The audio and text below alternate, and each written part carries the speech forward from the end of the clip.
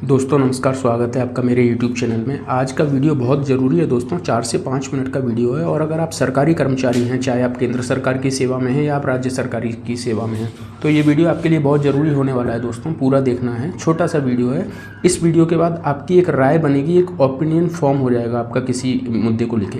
तो दोस्तों, जैसा कि हम सभी जानते हैं कि 8वें पे कमीशन के आयोग की घोषणा केंद्र सरकार कर चुकी है और हफ्ते से 10 दिन में इसके सदस्यों का चुनाव भी कर लिया जाएगा। अगर आप सरकारी कर्मचारी हैं, आपने अमूमन देखा होगा कि सरकारी कर्मचारी अक्सर ये चीज़ करते रहते हैं कि वो लोन लेकर और कहीं प्रॉपर्टी में निवेश करना, कहीं रियल एस्टेट में निवेश कर दिया, कहीं फ्लैट ले लिया, मकान ले लिया, प्लॉट ले लिया, खेत वगैरह ले लिया। इन चीज़ों को वो करते रहते हैं।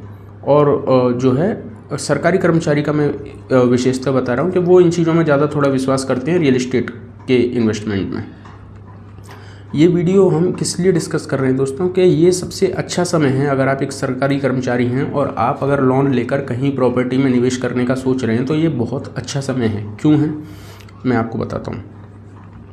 आज के समय में आप अगर बैंक में लोन लेने जाइए तो आपको बैंक जितनी आपकी सैलरी है उसके 55% के सापेक्ष में आपको लोन देती है। 45% वो नहीं देती है, वो रखती है आपके खर्चे के लिए, आपकी पर्सनल लाइफस्टाइल को मेंटेन करने के लिए। लेकिन आपकी जितनी सैलरी बन रही है उसके 55% के सापेक्ष में आपको कोई भी बैंक लोन दे देती है, अगर आपका क्रेडिट स्कोर वगैरह ठीक है तो। दोस्तों, मैं ये कह रहा हूँ कि अगर आप लोन लेकर अभी कोई प्लॉट, मकान, फ्लैट, बिल्डिंग, घर, ज़मीन खरीदने की सोच रहे हैं, तो आप क्या करिए, कुछ पैसा आपके पास सेविंग्स होगी। अगर नहीं है तो आप 55% का पूरा लीवरेज ले लीजिए और आप उससे कहीं घर, मकान, जहाँ भी आप जिस भी लोकेलिटी में, अपने एरिया में जहाँ भी खरीदने का सोच रहे हैं, वहाँ आप अच्छी जगह देख के और प्रॉपर्टी में पैसा इन्वेस्ट कर दीजिए।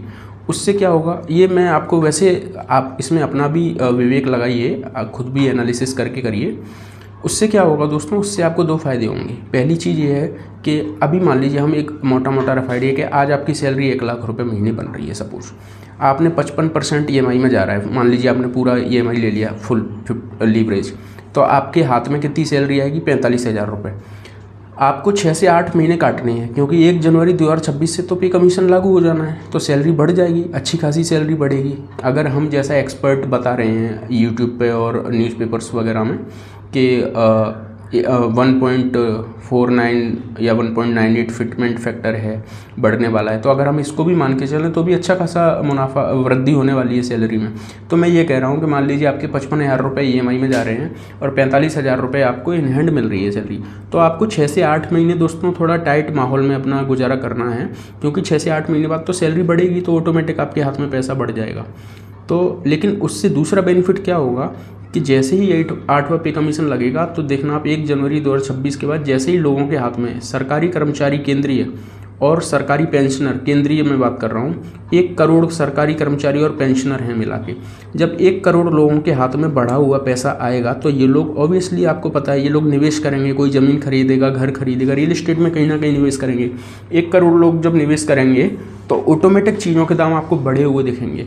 आप ये चीज़ मेरी नोटिस आपने करी भी होगी।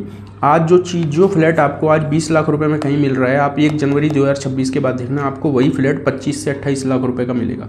क्यों मिलेगा? क्योंकि लोगों की डिमांड बढ़ जाएगी, लोगों के हाथ में पैसा ज़्यादा आएगा, सप्लाई ज़्यादा होगी तो डिमांड बढ़ेगी तो ऑटोमेटिक चीज़ों के दाम बढ़ते हैं। तो अगर आज आप लोन लेके और अपनी फैमिली में चर्चा करके अगर आप ऐसा काम कुछ कर लेते हैं, रियल एस्टेट में निवेश करते हैं, उससे आपको तुरंत 2 फ़ायदे होंगे। क्या होगा? 6 महीने बाद 8वां पे कमीशन लगेगा। 6 महीने 8 महीने के अंदर आपकी इन्वेस्टमेंट में अच्छा खासा आपको उछाल देखने को मिलेगा। आप अगर 20-50 लाख रुपए कहीं लगा रहे हैं तो सीधे उसमें 5-7-10 लाख रुपए का आपको बेनिफिट हो जाएगा। और इधर आपको नुकसान ज़्यादा इसलिए नहीं हो रहा है कि आपको केवल 6 महीने अपना थोड़ा टाइट शेड्यूल में काटना है, अपना घर खर्चा निकालना है। 6 महीने बाद ऑटोमेटिक सैलरी बढ़ेगी तो आपके हाथ में बढ़ के पैसा आने लगेगा, तो आप वहाँ से मैनेज कर सकते हैं। अमूमन ये होता है कि ये सरकारी कर्मचारी रियल एस्टेट वगैरह में ज़्यादा विश्वास रखते हैं और इस चीज़ पे आप थोड़ा विचार कर सकते हैं। अगर आपको ये बात मेरी अच्छी लगी हो, ये अगर मुद्दा अच्छा लगा हो विचार, तो आप मुझे कमेंट में बता सकते हैं। अमूमन मैंने देखा है कि सरकारी कर्मचारी जो होते हैं वो रियल एस्टेट में ही निवेश करने में ज़्यादा विश्वास रखते हैं। स्टॉक मार्केट और ये और जो चीज़ें होती हैं, इंस्ट्रूमेंट्स होते हैं, उनमें वो लोग कम दिलचस्पी दिखाते हैं। तो अगर दोस्तों आपको वीडियो अच्छा लगा हो, ये अगर आपको विचार नया मिला हो, तो वीडियो को लाइक करिए और चैनल को सब्सक्राइब करिए। मैं ऐसे ही ज्ञानवर्धक वीडियो बनाता रहता हूँ। थैंक यू दोस्तों।